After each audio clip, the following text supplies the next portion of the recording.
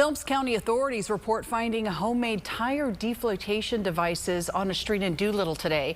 Now, officials say these devices were discovered on Eisenhower Street and say they could cause serious damage to vehicles and pose a serious risk to public safety.